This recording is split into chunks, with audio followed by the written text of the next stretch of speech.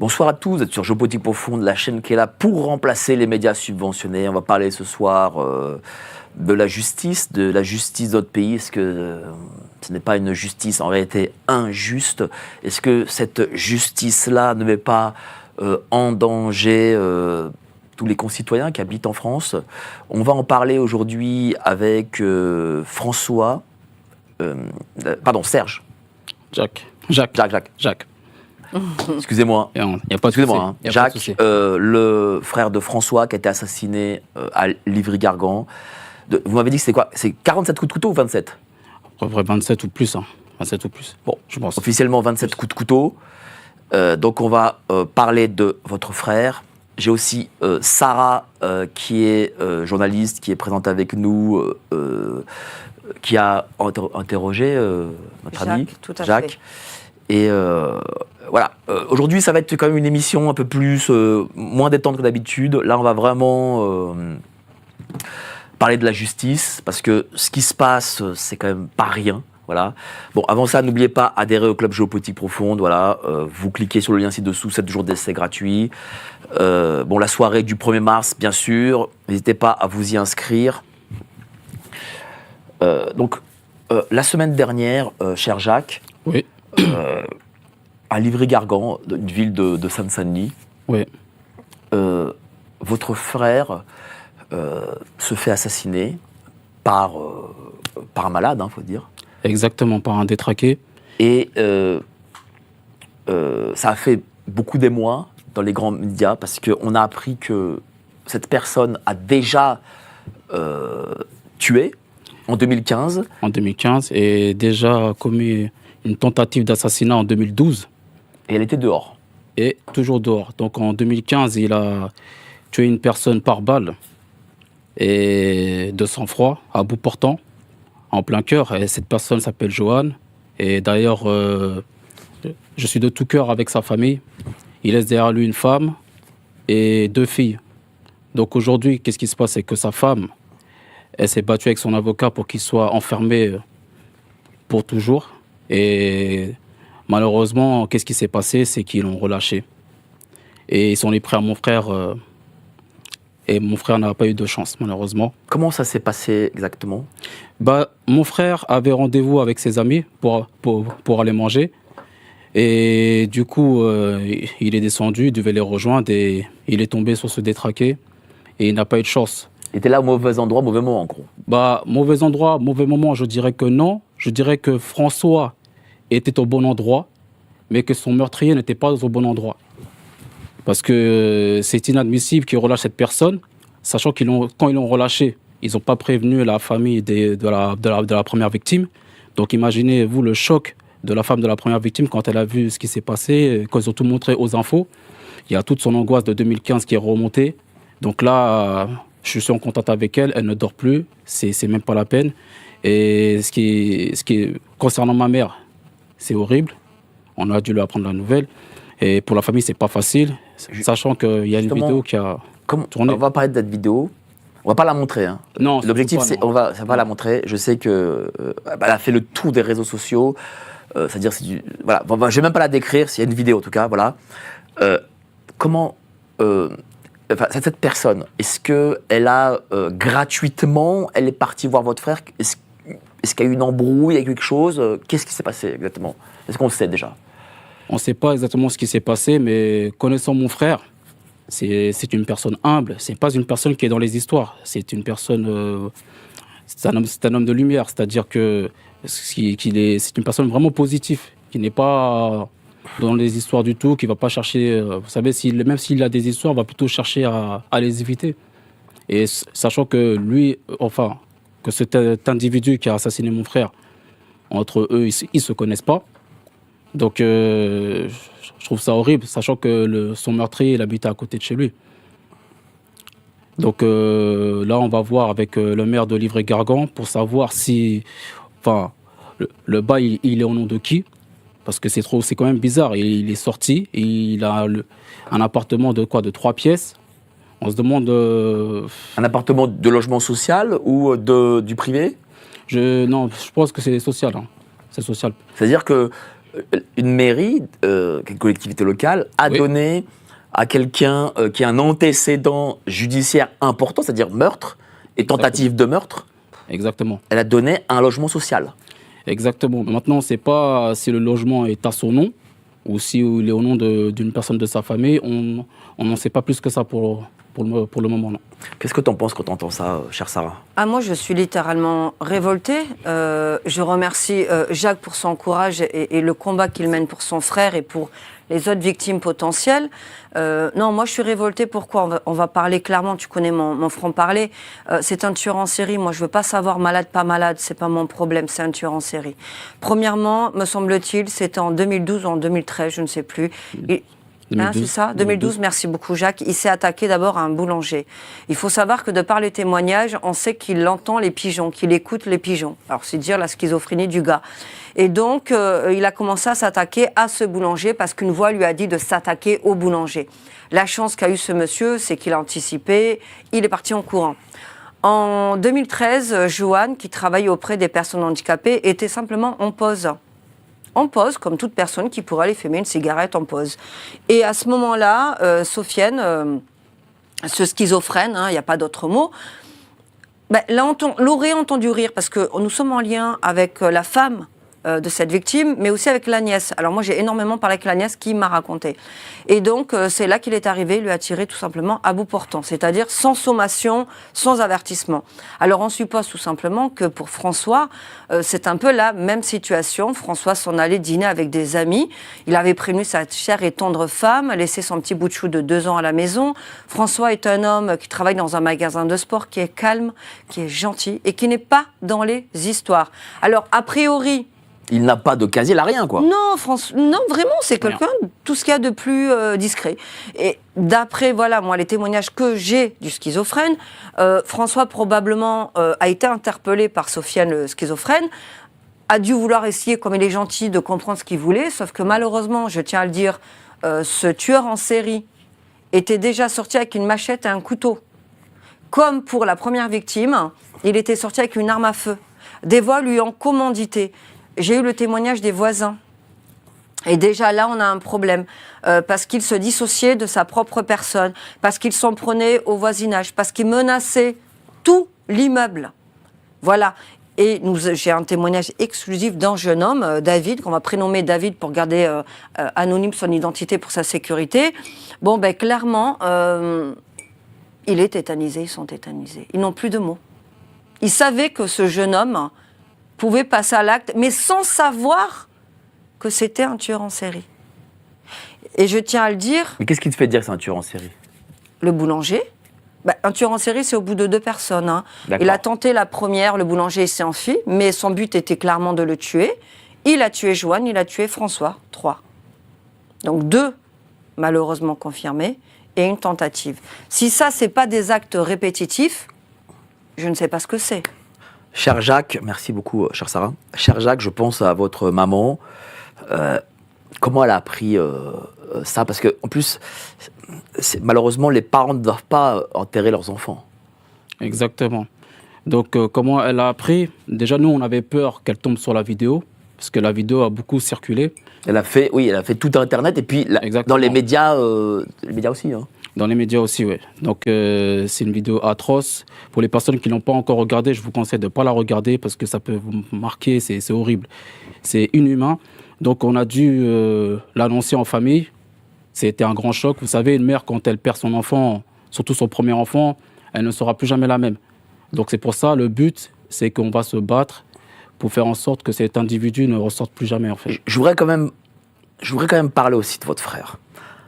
Parce que je trouve que quand il y a des meurtres crapuleux comme ça, on ne parle pas assez souvent des victimes, on ne dit pas ce qu'elles représentent pour les familles, ce qu'elles font, qui elles laissent. Parlez-nous un peu de votre frère. Mon frère est une personne humble, sociable. Et comment dire, c'est une personne qui avait beaucoup de projets positifs. Donc, malheureusement, il s'est passé ce qui s'est passé. Et c'est vrai qu'il y a beaucoup de personnes qui sont victimes de meurtres et on ne parle pas assez des victimes. Et je trouve que c'est dommage et c'est quand Bien même sûr. un manque de respect pour Mais les familles. c'est un aussi. très grand manque de respect parce que Ouais. moi je remarque souvent, je vais vous le dire cher Jacques, que quand il y a des meurtres comme ça, on va, les journalistes, et ça je fais vraiment un vrai coup de gueule contre les grands médias et je le dis, je prends la responsabilité, c'est pas vous, hein. Et ils vont voir je sais pas qui, ils disent ah mais en fait compte le meurtrier il était sympa, il portait il nous disait bonjour et tout, voilà. Et on oublie les victimes. Exactement. Ils nous laissent dans l'oubli. Je trouve ça horrible. C'est un manque de respect. Et la plupart du temps, ils racontent un peu n'importe quoi sans demander, vous savez, sans même contacter les familles. C'est sûr. Donc, l'histoire, elle est remixée. Donc, chacun raconte un peu ce qu'il veut. Et ça fait vraiment mal. C'est une double peine pour la famille finalement. Parce qu'ils Exactement. vivent Bien le sûr. drame, mais ils vivent en plus de la diffamation. Ce qui a été le cas pour François, ils ont inventé une embrouille imaginaire, alors que François allait juste dîner avec des amis. Et pour Joanne, ils ont inventé une histoire de cigarette qui n'a jamais existé. C'est dur pour la famille. Et ça, c'est très dur. C'est un cliché, j'ai envie de dire. Enfin, je suis désolée. Ouais. C'est des clichés de règlement de compte. On est à deux doigts d'entendre parler d'un quelconque règlement de compte, alors que... pas du tout. En fait, c'est vraiment deux innocentes, deux pauvres pères de famille, deux citoyens français, tout ce qu'il y a de plus banal et normal. Et c'est vrai que malheureusement, les médias vont ça. Et encore là, ils sont attardés sur rien du tout, hein, sur l'affaire de François. Pour l'instant, pas grand-chose. Ils n'ont pas vraiment remonté les victimes. Quand tu vois un petit peu les articles, tu as l'impression que, limite, c'est des cas un peu isolés. Non. C'est comme tout tueur en série. C'est un enchaînement. Quand je dis tueur en série, c'est volontaire. Parce que si là, il ressort... Il va recommencer. C'est sûr et certain qu'il va recommencer. Et donc, moi, je ne comprends pas les personnes. Je parle des psychiatres qui ont validé sa sortie. Je ne comprends pas le fait qu'ils ont validé sa sortie. Parce que sachant que c'était un multirécidiviste, et cette erreur, elle est très, très grave. Elle est très, très grave. Non seulement ils l'ont relâché, mais en plus de ça, ils n'ont pas prévenu la famille de la première victime. Et alors qu'il aurait pu très bien s'en prendre à la femme de la première victime, parce que s'il aurait pu s'acharner sur eux, il aurait pu le faire. Mais Dieu merci, c'est pas arrivé. Manque de chance, c'est tombé sur mon frère. Ça aurait pu tomber sur n'importe qui. Et les habitants de Livry-Gargan sont sous le choc. Et tout le monde a peur. Et c'est pas que Livry-Gargan, c'est dans toute la France, parce que tout le monde est devenu parano. Parce qu'il se passe énormément de choses dehors et on se demande que fait la justice en fait. Justement, est-ce que vous avez vu des policiers ou des magistrats suite à ce drame ? Suite à ce drame, j'ai fait la rencontre du maire de Livry-Gargan qui nous a soutenus au niveau de la marche blanche qu'il y a eu dimanche dernier. Et j'ai aussi fait la connaissance de Ali Hamza, qui est conseiller... Ali Hamza ? Oui, Ali Hamza, qui est conseiller général de la ville de Livry-Gargan, qui nous a donné d'ailleurs beaucoup de force. Ali Hamza est devenu conseiller général. Ouais. D'accord.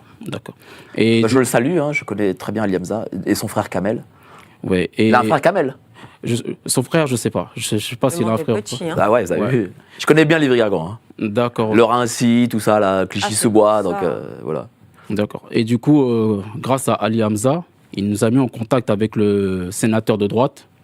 Donc on est parti au Sénat avec... C'est qui le sénateur ? C'est Ménien ? Oui, Thierry Ménien, d'accord. Ouais, avec Thierry Ménien. Du coup, on a fait sa rencontre avec la famille. Et donc on a pu discuter par rapport à... Qu'est-ce qu'il vous a dit, Thierry ? Il a dit clairement que ce qui est dommage, c'est que ça se répète souvent. Le fait de relâcher des multirécidivistes, que ce soit dealers ou autres, ou pédophiles, ou voire même des meurtriers. Donc on a parlé là-dessus. On a conseillé à Thierry Ménian de faire en sorte d'être plus sévère au niveau de la loi. Donc c'est pour cela même qu'on a rendez-vous aussi avec le sénateur de gauche, ce qui aura lieu semaine prochaine. Comme ça, quand ils auront l'occasion de parler du sujet, c'est qu'il faut qu'ils unissent leurs forces pour qu'ils puissent... Mais est-ce que, par exemple, un policier est venu vous voir ou du commissariat de Livry-Gargan ou le juge de Bobigny ? Non, là-dessus, vous n'avez pas de... Non. Parce que c'est la justice qui l'a laissé aussi sortir. Non. Exactement. Donc, j'en sais pas plus pour l'instant, mais il y a mon avocat, dans pas longtemps, il va nous tenir au courant. Donc on va voir, donc ça commence à évoluer petit à petit, on en saura un peu plus tard. Et ce qu'il faut savoir, c'est qu'on est tous dans la peur, dans la crainte que cet individu ressorte. Parce qu'il y a des fortes chances, parce qu'il s'appuie sur l'excuse que c'est un malade à partir du moment où il prend ses médicaments.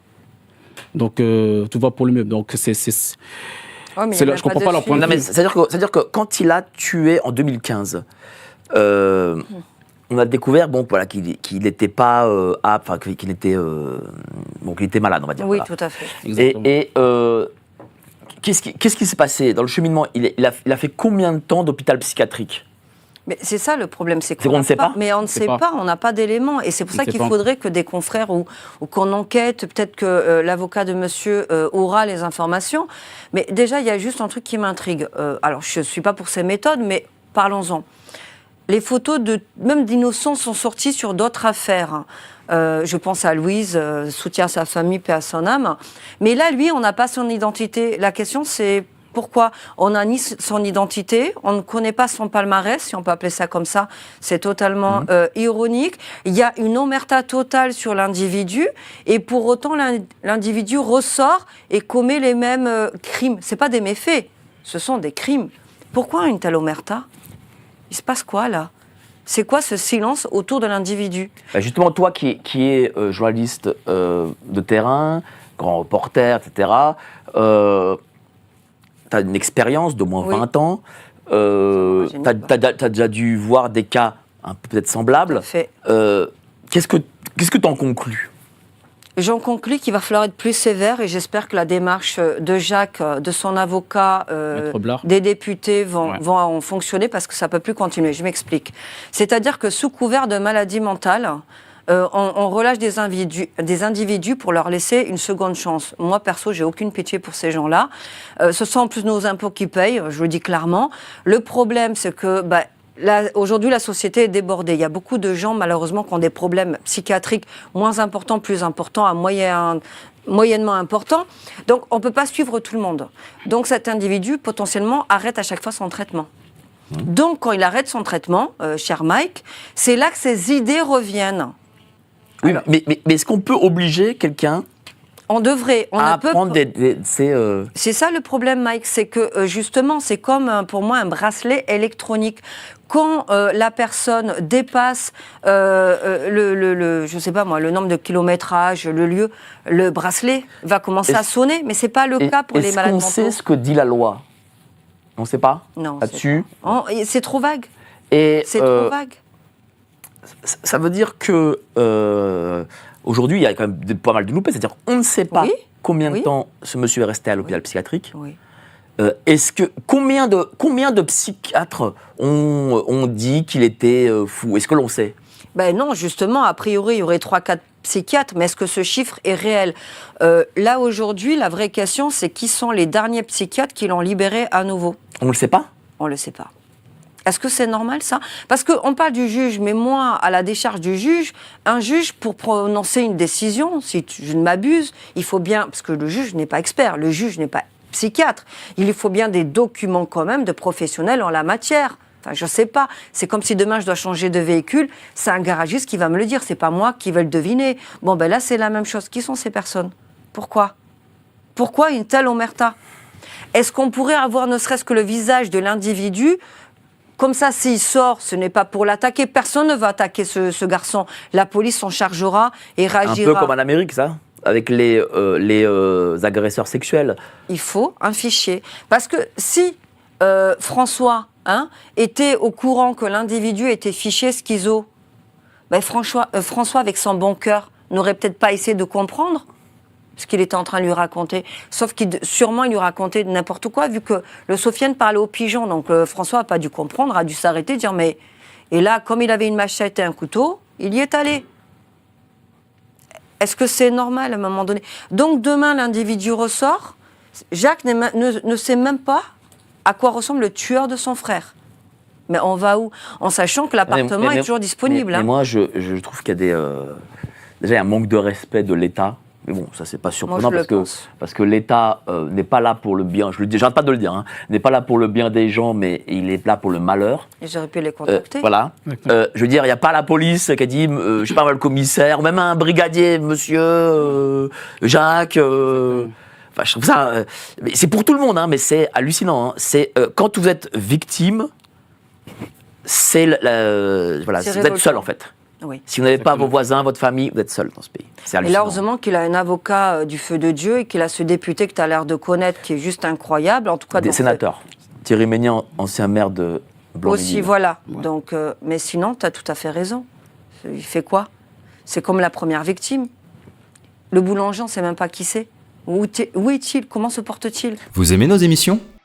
Ouais, Vous aimez les différents formats qu'on vous propose? ouais. Tant mieux, car vous allez adorer notre revue mensuelle. Et pourquoi? Car on a recruté les meilleurs experts pour vous offrir des analyses sans tabou sur les sujets clés de notre société, économie, politique, criminalité d'État, technosciences, mondialisme. Et on vous livre bien sûr toutes nos solutions financières pour préparer votre avenir. Oh, l'avenir, c'est ce qu'on a inventé de mieux pour gâcher le présent. Cliquez sous la vidéo pour recevoir votre revue dans votre boîte aux lettres et avoir accès aux meilleures informations qu'on ne peut pas dire sur YouTube.